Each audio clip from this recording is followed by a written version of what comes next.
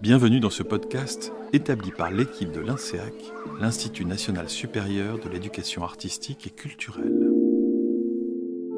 L'INSEAC du CNAM. On regarde certains Avignonnais, et à ce vu qu'on prenait à 23 années de distance, comme on dit, oh comme il était beau le petit il y a 20 ans. Bah oui, il a grandi. Le prix de l'audace artistique et culturelle fête ses 10 ans. C'est ainsi que Jean Villard parlait des âges des festivals.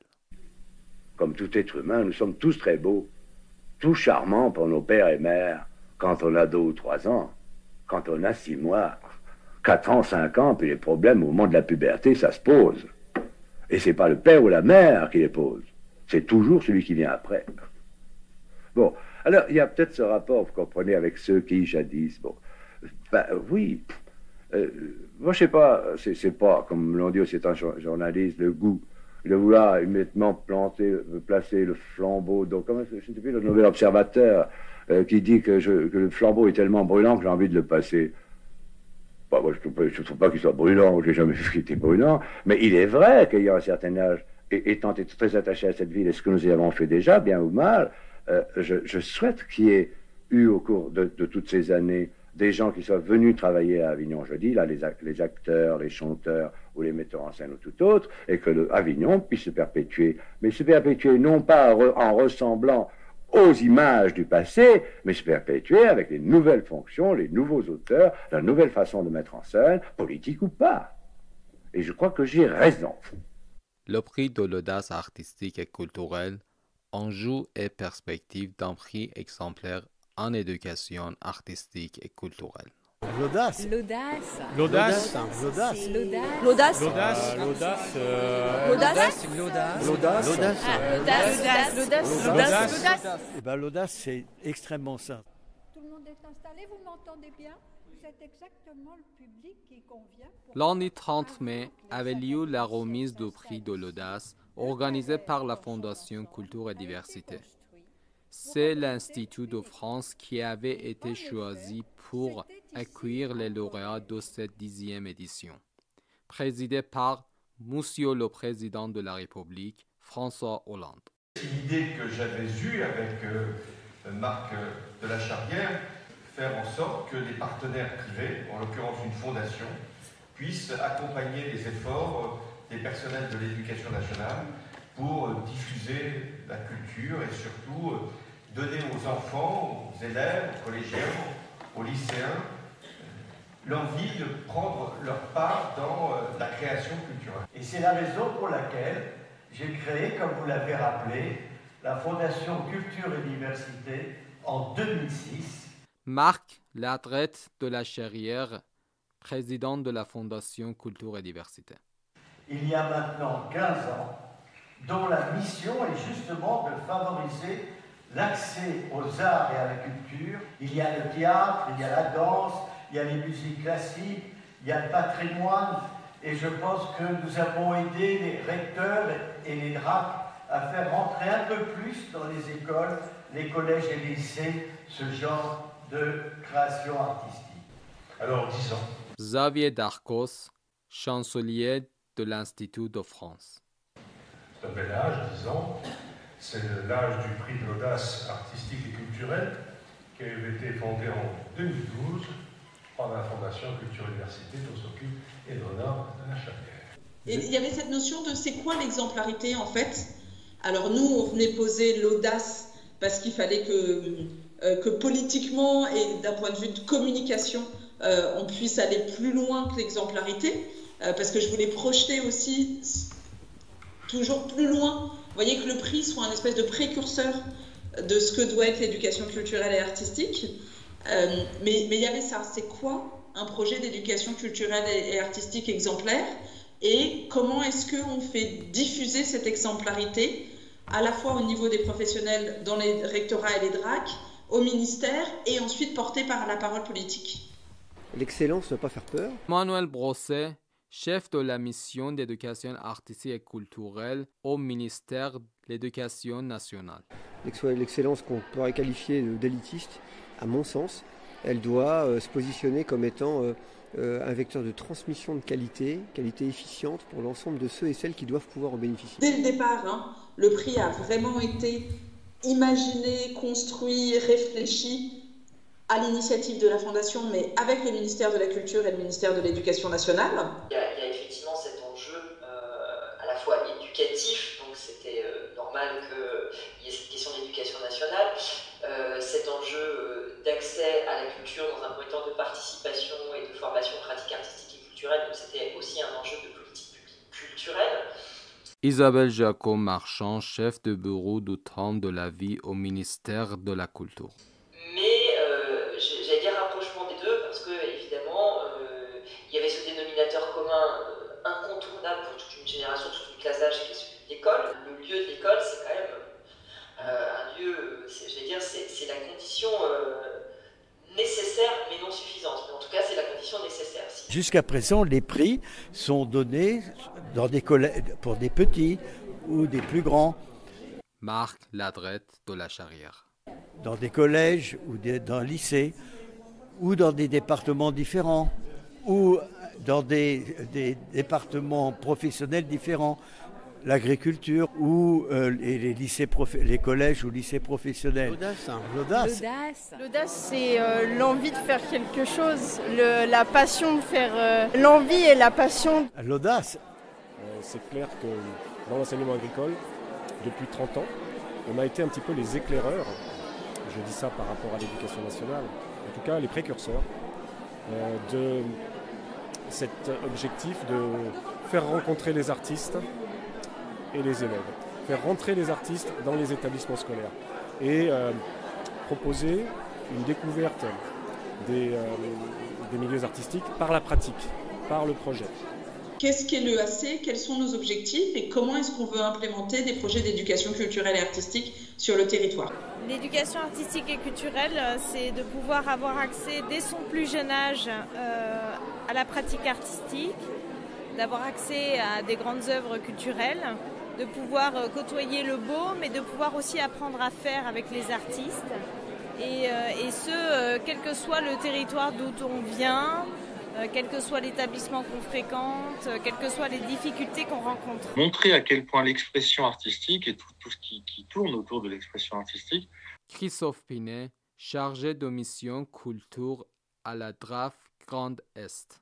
Peut être riche en humanité et en développement de la relation que l'humanité peut avoir avec elle-même, mais aussi avec ce qui l'entoure. Alors on parle de la nature, on parle de plein de choses, le reste du monde. Et les outils que ça permet, j'oublie jamais qu'il y a l'aspect sensible. C'est-à-dire qu'on travaille sur quelque chose de sensible qui dit, pratique artistique, dit forcément sensible, approche sensible, regard sur les choses. Ça apprend de la culture, alors que nous sommes en lycée agricole, on est beaucoup focalisé sur l'agriculture et ça nous apprend ce qu'il y a autour de nous en fait. Pour moi, c'est quand on apprend à utiliser des outils d'art et à utiliser les choses qu'on ne pensait pas utiliser pour faire de l'art. Ce truc qui fait que les gens le matin se disent tiens, je vais faire ce truc-là qui n'est pas dans mon travail, parce que c'est quelque chose en plus du boulot d'enseignant. C'est souvent quand même ça nécessite une implication qui va un peu plus loin que simplement son boulot. Eh ben, c'est tout ce qui va être en mise en œuvre pour justement changer la vie de nos élèves. Voilà, tous les projets. C'est l'éveil à la culture, c'est l'éveil au monde. L'éveil à l'art. C'est permettre aux élèves d'avoir un rapport complètement décomplexé à l'art, d'aller dans des lieux culturels, de rencontrer des artistes, de pratiquer aussi et d'avoir des connaissances dans les domaines de la culture et de la connaissance. C'est quelque chose. Et on cherche en fait à faire en sorte que il n'ait plus peur d'aller vers l'autre, il n'ait plus peur d'aller vers le monde et il n'ait plus peur d'aller vers eux-mêmes. Et c'est en allant vers les autres et vers le monde et je dirais l'autre et les autres au sens global du terme et dans toutes ces possibilités d'action que, on aura le plus de chances possible de construire quelqu'un qui s'intéressera à lui-même. Parce qu'on sait très bien qu'un jeune qui s'intéresse à lui-même, c'est quelqu'un qui va prendre soin de lui-même. Et du coup, c'est un professionnel qui, derrière, prendra soin de lui-même et fera attention à lui et aux autres. Tout ce qui est autour de l'art, donc toute forme d'art, le théâtre, le cinéma, le dessin, la peinture, tout.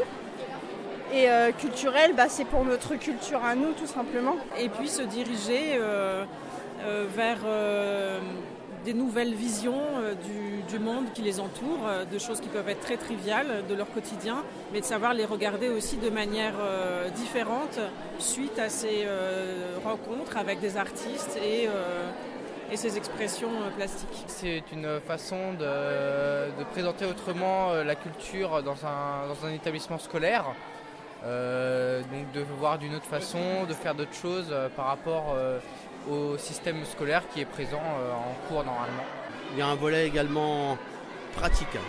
Je crois que c'est important que nos élèves connaissent les œuvres, connaissent les artistes, connaissent les structures, mais c'est aussi important qu'ils mettent la main à la pâte et qu'ils se rendent compte de l'exigence qu'il y a dans quel que soit le champ artistique abordé. L'œuvre d'art, l'artiste... Manuel Brosset. Il nous enseigne, lui aussi.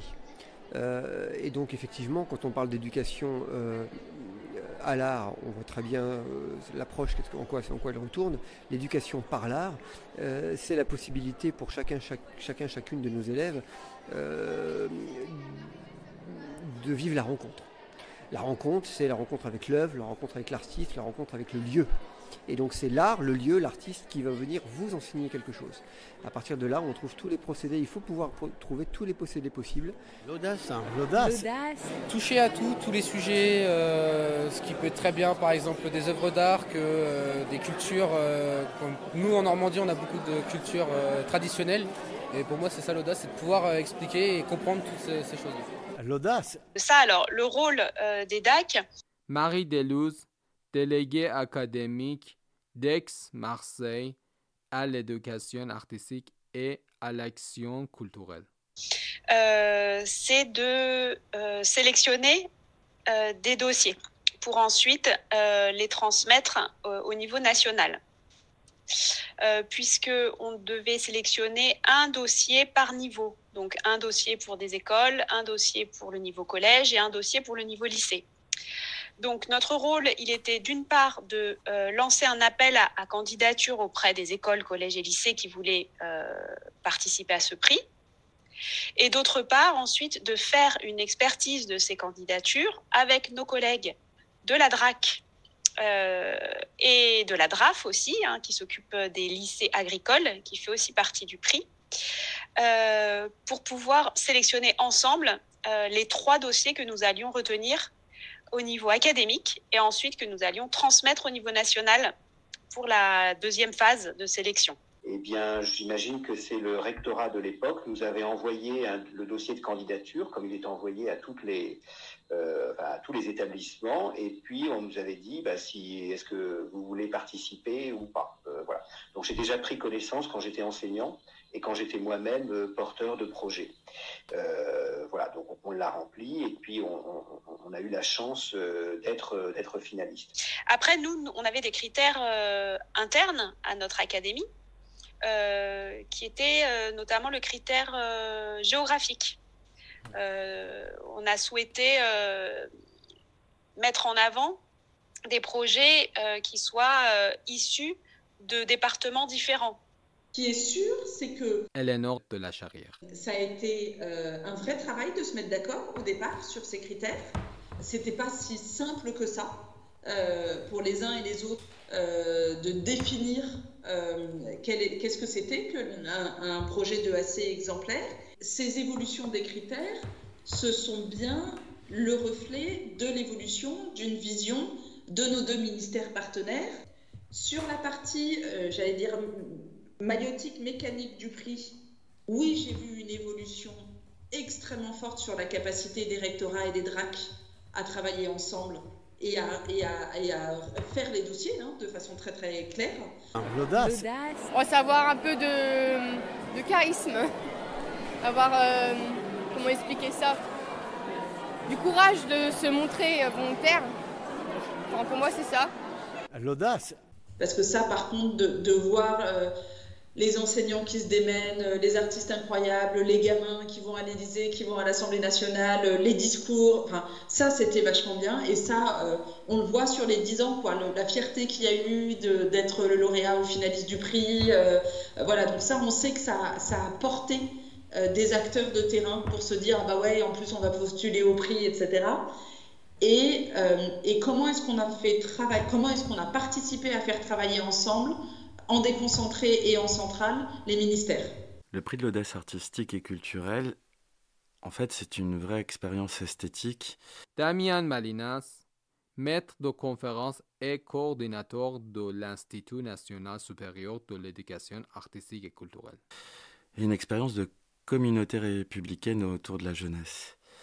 Et la manière dont se pose cette question de communauté républicaine et d'expérience esthétique passe par cette question de la prise de parole.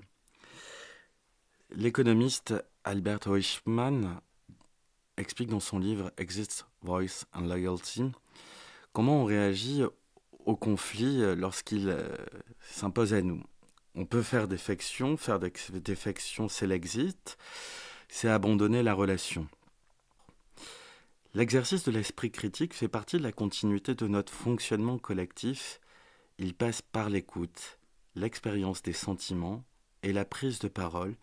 Et c'est ce que nous avons vu les jurys le jour des 10 ans du prix de l'audace. En fait, ce jour-là, nous sommes 5 jurys à être venus à l'Institut de France pour cette remise de prix de la 10e édition du prix de l'audace artistique et culturelle.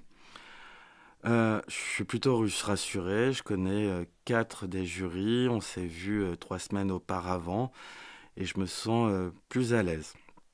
Après, je me sens un peu plus à l'aise et je vais pouvoir faire quelques petites blagues. J'arrête pas de reprocher aux gens de faire des petites blagues, mais je crois qu'on reproche beaucoup aux gens ce qu'on pratique soi-même. La dame à ma gauche, en fait, elle était au jury il y a 3 semaines et à vrai dire, on n'a pas beaucoup parlé la dernière fois. Je suis pas sûr d'être si chaleureux. La question de la prise de parole est compliquée. Quand on arrive dans un jury, on sent bien qu'il se connaît depuis des années et c'est pas facile de s'adresser aux personnes. Alors, le jour de ce jury, il y a 400 personnes dans cet amphithéâtre de l'Institut de France. Il y a une web radio, cas d'école, qui vient m'interviewer sur l'Institut national supérieur de l'éducation artistique et culturelle que je représente. Et j'essaie de faire sourire le journaliste en lui assurant que comme il est timide, je ne parle pas, mais que quand je parle trop. Et là, c'est plutôt bien, c'est ma voisine qui sourit. Et il y a quelque chose qui se passe bien et on va écouter les élèves qui vont présenter leur projet. Ce sont des élèves qui vont prendre la parole en public devant 400-500 personnes. Moi, je suis très impressionné par eux. Et vraiment, on est épaté. Et en fait, on se rend compte avec cette dame qu'il y a quelque chose qui nous anime en commun, c'est qu'on est plutôt ému quand on les écoute, ces élèves. Lors de la remise des prix de l'audace artistique et culturelle 2022, Monsieur le Président de la République, François Hollande, a donné la parole aux élèves lauréats afin qu'ils témoignent de leur expérience. Bonjour, en 2014, nous avions 3 ans. Nous entrions en classe de petite section à l'école primaire de Perrat-Château. Élèves de l'école de Perrat-le-Château, lauréat 2022 du prix pour l'Académie de Limoges. Nous découvrions l'école, la maternelle, nous y rencontrions nos camarades, les enseignants, mais aussi d'autres adultes qui allaient nous accompagner durant nos scolarités. Philippe, tubules d'art et d'histoire, nous amena cette année-là sur le chemin de la forêt. Adélaïde, du Centre international d'art et du paysage de l'île de Bassière, nous fit suivre d'autres chemins, ceux du parc de sculpture. Un artiste plasticien, Joël Thébault, nous a appris à réaliser des sculptures en bois. Des artistes, il y en a depuis 30 ans au lycée en résidence. Élève du lycée Gilbert Martin de Neubourg, lauréat 2022 du prix pour l'Académie de Normandie. On ne peut pas tous les citer et nous tenons à remercier Charles Frégé, photographe, qui, en 2014, est venu pour une résidence autour du vêtement du travail, projet récompensé. À partir de ce moment-là, d'autres partenaires ont été sollicités. Le lycée a davantage croisé les disciplines artistiques, a promu le travail réalisé dans d'autres lieux, ministères, rectorats, musées des Vosges. En 2015, Charles Frégé est revenu pour un projet encore plus audacieux, sur le vêtement d'apparat baroque en lin, culture phare de notre région, avec le designer textile Gwen Contentage. Et ben moi, pour parler du film qu'on a fait, une fois le film terminé, j'ai voulu le montrer à ma famille. Élève de collège Montsuy d'Orgon, lauréat 2022 du prix pour l'Académie d'Aix-Marseille. Alors bien sûr, j'ai attendu que nous soyons tous réunis avec ma famille, qui est la plupart de ma famille.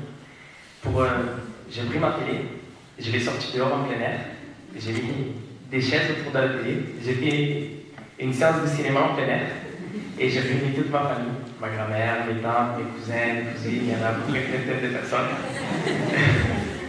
Et je leur ai mis mon film, ils l'ont regardé. Et bon, c'est vrai, ça m'a fait bizarre parce qu'ils étaient en train de regarder un film sur moi. Ces élèves, ils vont être ensuite remis, on va le dire comme ça, on va leur remettre un prix et c'est François Hollande et qui leur donne ces prix. Il est brillant dans son allocution et vraiment il sait leur rendre hommage, il sait raconter une histoire. Ça c'est quelque chose qu'on n'a pas tous. Et là, ce qui nous a impressionné quand on a vu ces élèves, c'est qu'ils savent raconter une histoire. Et là, c'était une école, des écoles rurales qui se sont mobilisées, et on l'a vu avec ce projet de Valérie, et qui ont pu découvrir là des traditions, des modes de fabrication, et avec leurs enseignants aussi un éveil à la nature. Et si vous n'avez pas, pour ceux qui ne sont pas de cette école, les parents ou les enseignants, déjà fait le voyage vers Vassivière, allez-y, car vous pourrez d'abord visiter leur création et découvrir ce lac magnifique au cœur de la France. Ensuite, il y a les SECPA de la région Provence-Côte d'Azur, et je suis allé récemment encore dans une SECPA pour présenter ce qu'était la République, faire comprendre ce que sont nos valeurs, nos principes, nos institutions. Et là, je vois des films ont pu être réalisés par des SECPA avec des élèves de collège. C'est extrêmement stimulant. Parce que ce témoignage qui a été livré d'un jeune qui fait découvrir à sa famille, finalement, non pas simplement un film sur sa vie, mais un film qu'il a contribué à fabriquer. Car c'est ça, une création artistique, c'est de pouvoir être un des éléments qui va bâtir, produire une œuvre qui est encore limitée, mais qui va peut-être donner envie de faire du cinéma. On voit d'ailleurs le mélange, et c'est ce que voulait Marc, le mélange entre toutes les pratiques, tous les arts. On a pu voir le cirque avec la Vaderie, on peut voir le cinéma avec le théâtre. On voit qu'il y a cet échange, ce mélange qui donne envie de découvrir. Et puis enfin, le Neubourg. Alors, il se trouve que mes parents habitaient une petite commune à côté du Neubourg, avec Carnonville-la-Campagne. Et je me souviens encore du marché du Neubourg et combien il est important d'avoir un lycée agricole. Et c'est aussi ce qu'on disait avec Xavier Darcos. Les lycées agricoles apportent peut-être ce que quelquefois les lycées d'enseignement général ou les lycées professionnels ne portent plus assez, c'est-à-dire des animations socio-culturelles.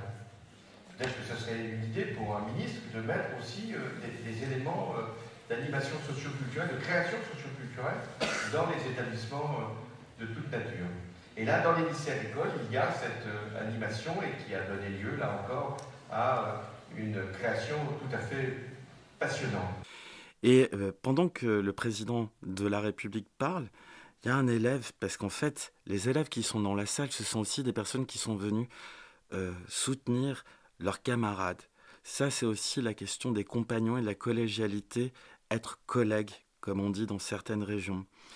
Et un collègue d'un élève en SECPA dit « C'est bien, il n'a pas bégayé, ça ne se voit pas, il a été trop cool ». En fait, il ne parle pas de François Hollande, il parle de leurs camarades qui, le temps d'un instant, a perdu son bégaiement. Alors son bégaiement, il le fait, mais en fait, il a perdu son bégaiement pour dire une chose qui est assez incroyable, c'est que leur prof était le meilleur du monde, et selon son expression, ça c'est non discutable. Monsieur Guénon, qui depuis la 6e nous soutient et est toujours avec nous dans tous nos projets, et le meilleur prof de France, c'est non discutable. Et ça, c'est ce que fait l'éducation artistique et culturelle ce jour-là dans cet amphi de l'Institut de France pour le prix de l'audace artistique et culturelle pour ses 10 ans, avec des élèves qui ont le même âge, ils ont 10 ans comme ce prix, ils se synchronisent, ils perdent un peu le temps de leur bégaiement pour mieux exprimer leurs sentiments. L'audace, L'audace, c'est un mot en Chine, en chinois, on dit yonggan. C'est ça, il faut le courage pour faire quelque chose. Il faut aller avancer sans avoir peur. L'audace. Nous allons modifier quelque peu la suite de nos prix. Marc Latrette de la Charrière, président de la Fondation Culture et Diversité. Et que nous allons innover l'année prochaine, car notre maître mot l'année prochaine sera le décloisonnement. Décloisonnement, ça veut dire quoi? Comment l'éducation artistique et culturelle permet de mélanger et de mêler l'ensemble des partenaires. Par exemple, les disciplines, en mélangeant, par exemple, l'art et la science. Les populations, par exemple, en mélangeant les élèves et les personnes âgées. Les établissements aussi, en mélangeant, par exemple, les écoles, les collèges et les lycées. Et donc, on a discuté avec... et donc là, on a fait des groupes de réflexion avec Emmanuel Etis, Manuel Brosset et Noël Corbin. Et je leur ai dit, en fait, vous avez envie qu'il soit où le petit drapeau qui montre la trajectoire, qui doit être votre objectif pour dans 10 ans? On n'est pas uniquement dans la transmission pour l'éducation artistique, on est aussi dans cette volonté de faire en sorte que chacun se saisisse de la culture pour se construire. Noël Corbin, délégué général à la démocratie culturelle du ministère de la Culture. Et donc il y a cet amont, comment on construit les parcours, comment on forme nos intervenants. Et il y a surtout, et ce qui est très important pour nous, l'aval. Qu'est-ce qui se passe après? Quel impact l'éducation artistique et culturelle ont sur la vie individuelle, mais aussi sur la construction des liens sociaux. Dans ce paysage national, Manuel Brosset, chef de la mission d'éducation artistique et culturelle au ministère de l'Éducation nationale. On trouve différentes entités et il y a beaucoup de moyens, il y a beaucoup d'hommes et de femmes très engagés, il y a beaucoup de personnes, il y a beaucoup d'actions. Et à mon sens, le véritable challenge pour nous tous, membres de l'équipe de France de l'EAC institutionnel, c'est de travailler ensemble. Et il y a beaucoup d'initiatives formidables. Il faut fédérer, il faut unifier, il faut optimiser, il faut rendre visible. C'est du réalisme politique institutionnel à mon sens. C'est ce qu'il y a de plus difficile parce qu'il faut se heurter parfois aux logiques de périmètre ou de précaré légitime. Et donc il faut amener les gens à travailler plus encore ensemble. Et c'est en ce sens que le prix de l'audace artistique et culturelle, un prix comme aujourd'hui avec cette fondation, est tout à fait emblématique et à mon sens c'est exemplaire. Alors c'est vrai que la question... Emmanuel Etis, recteur de la région académique Bretagne, vice-président du Haut Conseil de l'éducation artistique et culturelle. Tel que s'est posé Éléonore Ladré de la Charrière, qui conduit depuis une dizaine d'années le prix de l'audace artistique et culturelle, c'était de se dire au fond comment au bout de 10 ans, je renouvelle notre approche, surtout dans un contexte où le mot d'ordre a beaucoup évolué, avec l'idée d'être dans une approche du 100% éducation artistique et culturelle souhaitée en 2017 par le président de la République, qui a impulsé une autre manière de voir les politiques publiques, dans le sens où l'éducation artistique et culturelle touche tout le monde. Avant, on était dans un contexte où on avait des projets très thématisés, très colorés, très autour de, voilà, ça peut être la ferronnerie d'art, ça peut être la manière de construire un livre avec des images depuis un sujet écologique, et bien ça, on est en train de le faire évoluer. Et la demande et l'attente qu'il y a par rapport à cela, c'est de se dire au fond, comment je peux à la fois avoir un mélange encore plus ample sur le plan disciplinaire, sur le plan des différents arts qui peuvent se croiser, et puis aussi, pourquoi pas, des différents âges, des différents publics qui peuvent se rencontrer autour de l'éducation artistique et culturelle. Par exemple, travailler sur un projet qui soit interniveau, entre des élèves de primaire et des élèves, pourquoi pas, de terminale, en mélangeant des collégiens, des lycées professionnels, des lycées généraux. Donc voilà, c'est ça qu'on appelle le décloisonnement, et de se dire au fond, est-ce que si on amène les gens à travailler ensemble, c'est encore pousser plus loin la logique partenariale qui est sous-tendue par l'éducation artistique et culturelle. C'était le podcast Les 10 ans du prix de l'audace artistique et culturelle, enjeux et perspectives d'un prix exemplaire en éducation artistique et culturelle. Prise de son et entretien, Ali Nazari et Michael Sauvage. Réalisation, INSEAC. Remerciements à Monsieur le Président de la République François Hollande, à Monsieur le Chancelier Xavier Darcos, à Monsieur le Président de la Fondation Culture et Diversité Marc Ladrette de la Charrière, au recteur académique de Bretagne Emmanuel Etis, au chef de mission Manuel Rosset, au délégué général Noël Corbin. Merci également à Madame Eleonore de la Charrière et toute l'équipe de la Fondation Culture et Diversité, aux délégués académiques, aux chargés de mission, ainsi qu'à tous les participants, artistes et structures culturelles, associations, sans oublier les professeurs et leurs écoliers, collégiens, lycéens. Direction scientifique Emmanuel Etis. Introduction de Jean Villard. Si vous avez aimé ce podcast, faites-le nous savoir avec un pouce bleu et n'hésitez pas à vous abonner pour être informé de nos prochaines diffusions. Merci de votre écoute. Briser des murs, ériger des ponts, l'INSEAC du CNAB.